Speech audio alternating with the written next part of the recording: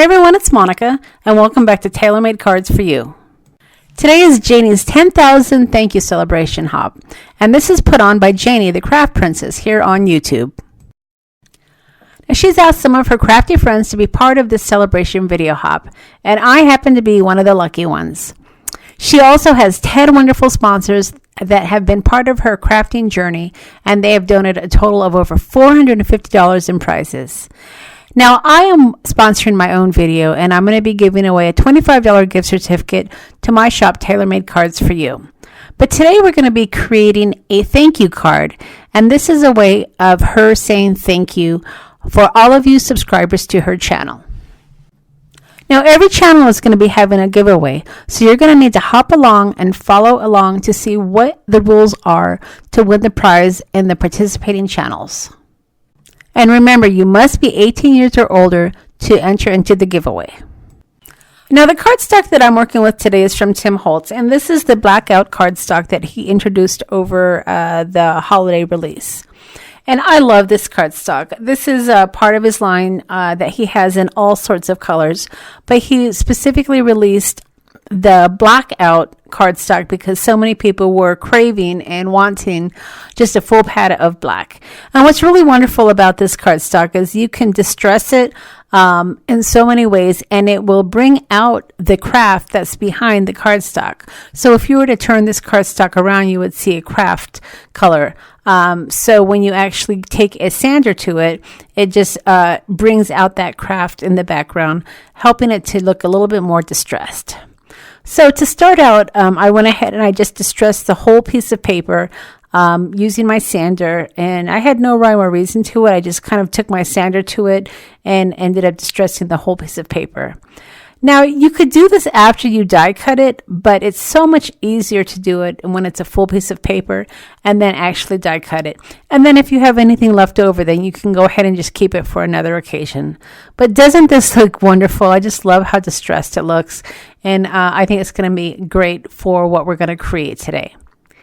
Now, the die set that I'm working with today is from Altenew, and this isn't a new die set, but it's a die set that's been really popular.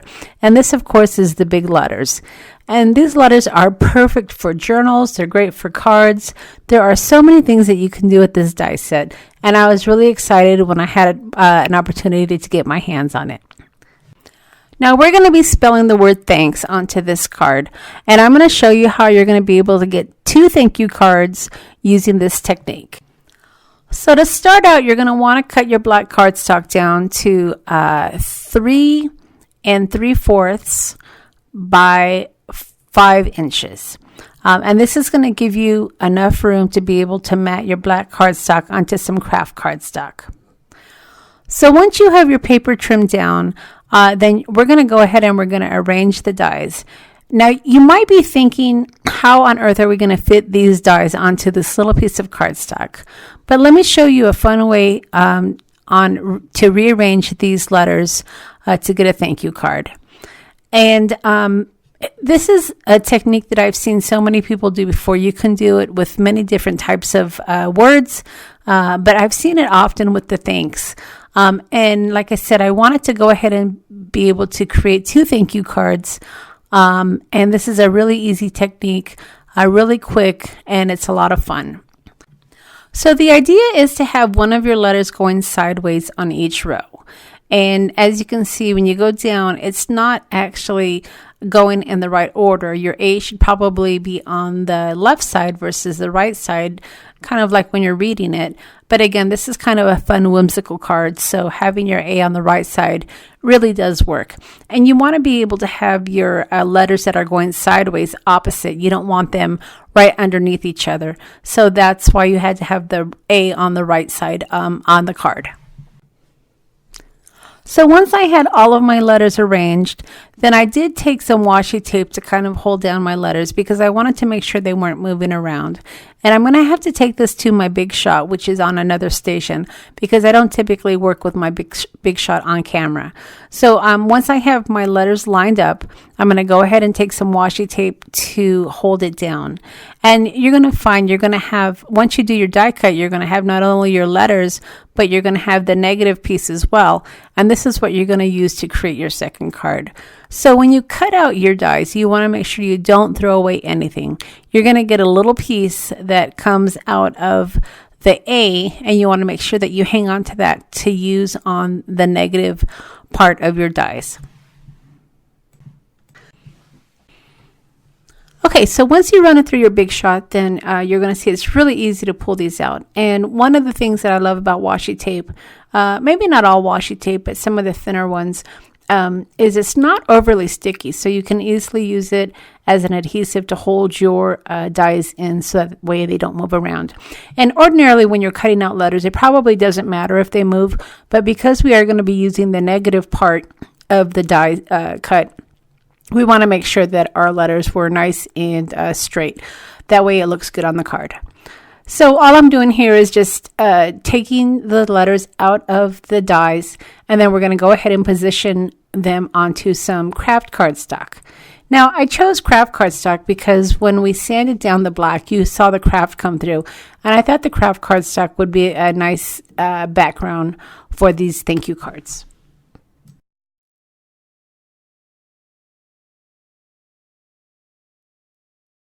So these are going to be A2 cards. So you're going to want to cut your Kraft cardstock down to 4 inches by 5 1/4. And then that way you'll have some white border on your white cardstock when you go to mat it onto your base.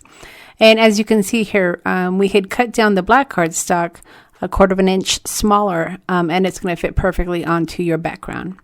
Now, the negative piece is going to be pretty easy to adhere. You're just going to add some glue to the background. But for the letters, you're going to want to make sure that you line them up and that they're straight. So I would recommend that you put your letters on your cardstock first, get them positioned, and then add your glue after the fact.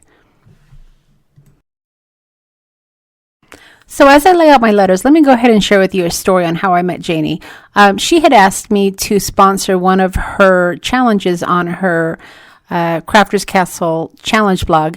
And of course, being a shop owner, I was more than happy to sponsor her challenge. My shop has not only digital images, but it also has physical images as well as vintage items. But I went ahead and I sponsored her with some of my digital items. And who would have known that it would have turned into a great friendship? She and I have collaborated over the last year, and I'm actually going to be sponsoring all of her challenges next year. So it's interesting how the web has brought so many crafters together, and it did so with Janie and I, because now we're great friends. So as you see, I was able to get all of my letters lined up nicely, and then I'm going to go ahead and take my Fabri-Tac glue, and I'm going to just add the adhesive to the background and add it to my Kraft cardstock. And I like using the wet adhesive rather than the tape because it gives me some wiggle room. And when you place down your letters, if they're just not quite straight, you still have some time to move them around and get them straight. And as I said in the beginning, even though your thanks isn't really reading correctly, I really think that it works because when you have your H going sideways, you really didn't want to have your A, or your N, I should say, going sideways as well, with your A on the left side, because I just think it would have looked awkward. And this is just, like I said, a whimsical card. So even though it may not phonetically be correct as far as the way the layout of the letters land, I still think the person that's going to be getting your thank you card will understand and appreciate the design. So after I had all of the letters glued down, then it was time to work on the negative piece of my die. And like I said, this card is going to go down really easily. All you have to do is just add some adhesive to the back side, and you've got lots of space to do this. So just take your adhesive and add it on all of around all of the letters, in all those places that you are able to add adhesive, because you want to make sure that this doesn't move. And then once you get all of your adhesive on your backside, then you can just easily add it down to your Kraft cardstock. Now the stamp set is called Simple Strips, and you're going to get a variety of little thin sentiments on this stamp set. And there's sentiments ranging from thank yous to a new neighbor welcoming a little one, congratulations on a graduate. So it's a very well-rounded stamp set. And I like those kind of stamp sets because they give you good value for your money. And you probably don't need to buy, well, I don't want to say that, because I think the whole reason I bought the stamp set was because it had the matching die. And you don't absolutely have to have the die, but it really is a little invention to be able to stamp all your sentiments down and to cut them all out at the same time. And while you may not be making all these types of cards in one sitting, you can certainly save the little strips and use them on different occasions. And that's really why I purchased it, is I was really impressed with, like I said, all the different types of sentiments, and the fact that you can sit down in one sitting and get nice little crisp strips to add to your cards. Now from here, we really could have called it a day, because the thank you card is just perfect as it is. All you would need to do is mount it onto your white cardstock and you'd be good to go. But I wanted to take it a step further. In the beginning of the video, I had shared with you a new stamp set that I got from Tailored Expressions. And this is one of the stamp sets that I actually had been eyeing for a while, and I got my hands on it over Black Friday. And this is the smaller sentiments that have the die that will fit right over the sentiments, which will give you lots and lots of sentiments to work with. And then before adhering my cardstock to my white card base, I did take out my Tonic Studios paper distresser to just distress up the edges, just to give it a little bit more of a vintage look. Okay, so as we move on to the stamp set from Tailored Expressions, I'm going to go ahead and share with you some of my tips that I experienced as I was working with this tool. Now, keep in mind that you are going to be stamping a lot of sentiments, so don't be chintzy with the cardstock that you start out with.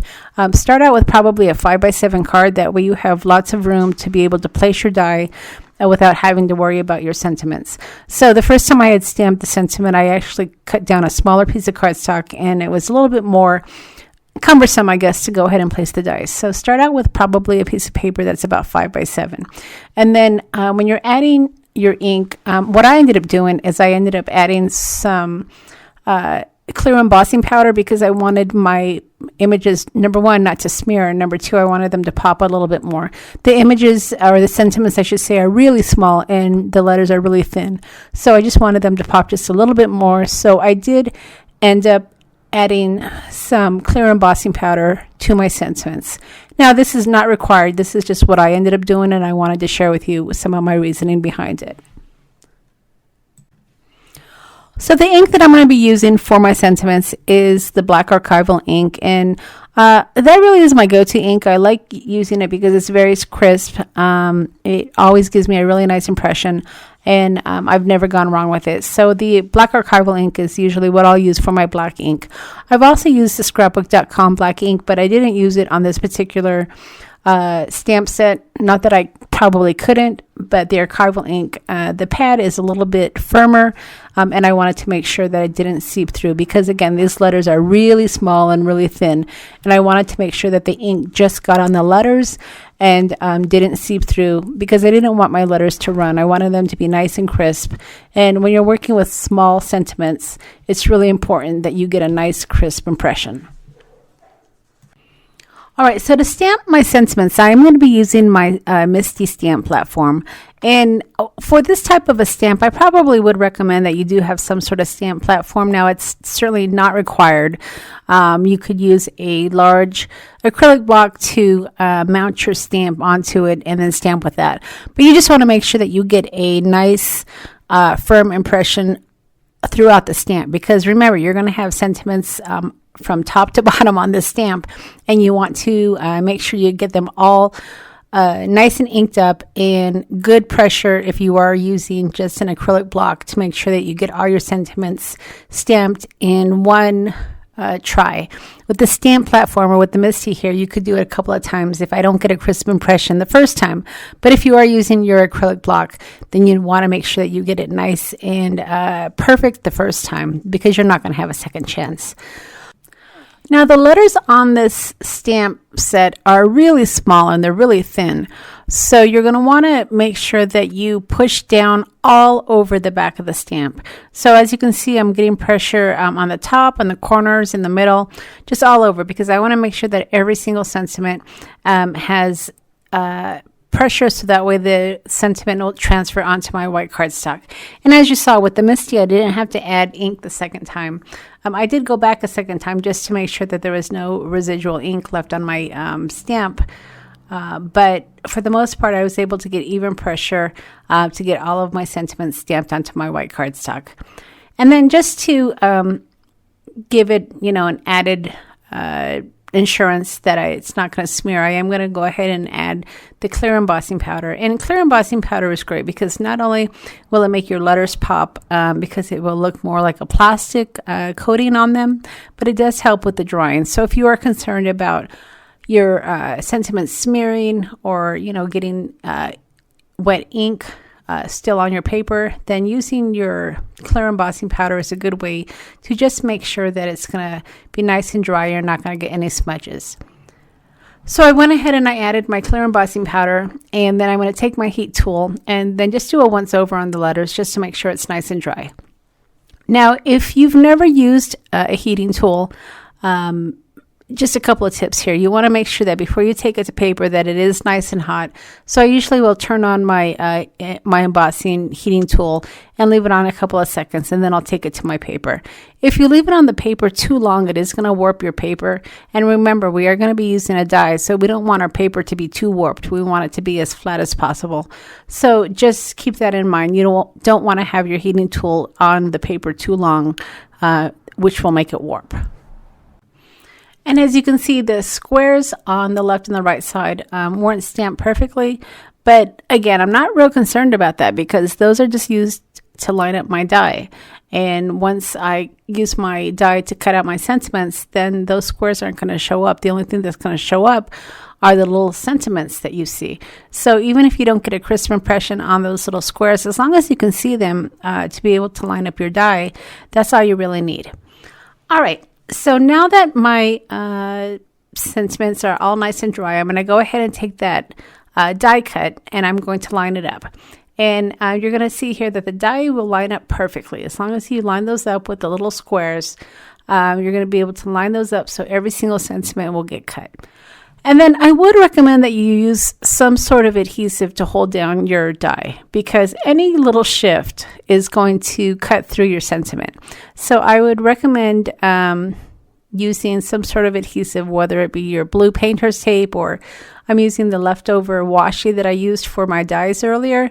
But just something that's going to hold down your die so you won't get any movement or any shifting when you run it through your big shot. And then once I had my die securely to my paper, then I went ahead and I ran it through my big shot, and my sentiments just came out perfectly.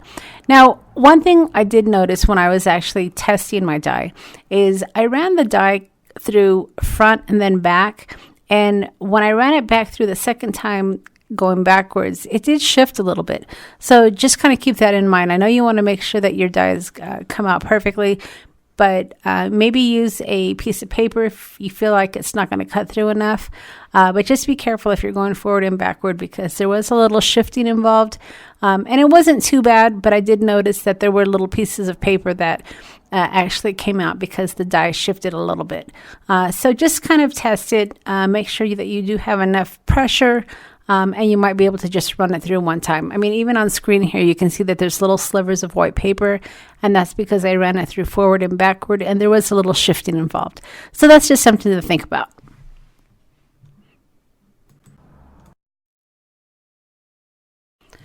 Now, if you do have double-sided adhesive, you could have easily added some of that double-sided tape to the back of your white cardstock and then ran it through. And then you would have stickers. So you could easily save those for another day for stickers. Or if you don't have any double-sided adhesive, certainly you can just add some glue or some tape to the background to add it on. But I'm actually going to have my sentiment pop up a little bit. And I'm going to be using some foam tape that I got from Taylor Expressions that are perfect for these sentiments. And they're really thin strips of foam tape. So when I actually was looking to get this die set, I saw these little foam sticky strips, and I thought, oh, those are perfect, and I don't have to worry about cutting out my foam tape. They're going to just match perfectly. And there's several in the set, and it wasn't really expensive either. So this was a nice way to have an additional way to actually adhere my sentiments. And one thing that I really noticed when I was putting this card together is I really like the contrast between the really big letters and the really small letters. So it's a really nice contrast. And if you want to just have something to break up those letters, these little sentiments are really nice. And as you see, I'm able to get 2 cards. The first card that I was able to get had the sentiment, thanks, and then I used the so grateful for you. And then the second card had the thanks, and then the sentiment was thank you for being so sweet. So 2 different cards, but similar, and they came out really easily. This is something that you could probably put together in one afternoon to make several thank you cards. And we always need thank you cards, right? It's always nice to have thank you cards on hand. So hopefully you've enjoyed this tutorial on how to put together some really simple thank you cards. Now, remember, this is a video hop, and we are celebrating Janie's milestone of 10,000 subscribers. So if you haven't subscribed to her channel yet, you're going to want to make sure that you check the link below so you can subscribe to her channel. And you're going to find the link to the next person in the hop at the top of my description box. So make sure you check for that as well. Now, the hop giveaway is going to be open from Saturday, January the 11th through Saturday, January the 18th.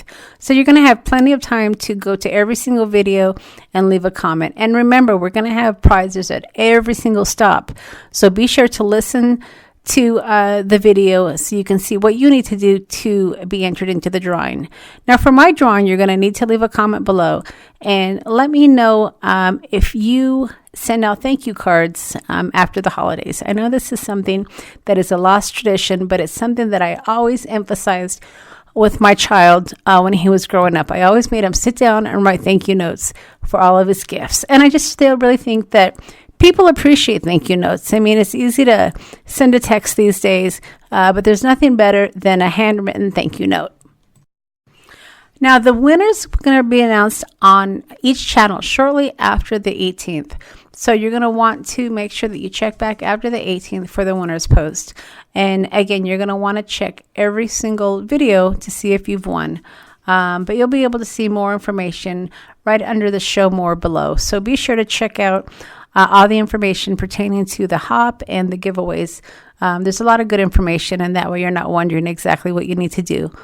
All right, everybody. So as always, I'll leave a list of all the products that I've used to create the card along with the links to the stores. Now, if you've enjoyed my video, don't forget to leave me a thumbs up. And if you are new to my channel, if you're hopping through the video hop and you've never subscribed to my channel before, I would love for you to subscribe. I plan on doing a lot of things in 2020, and I would love for you to follow along with me on my journey. All right, everybody. Thanks so much for stopping by, and I hope you enjoy the hop. We'll see you again next time.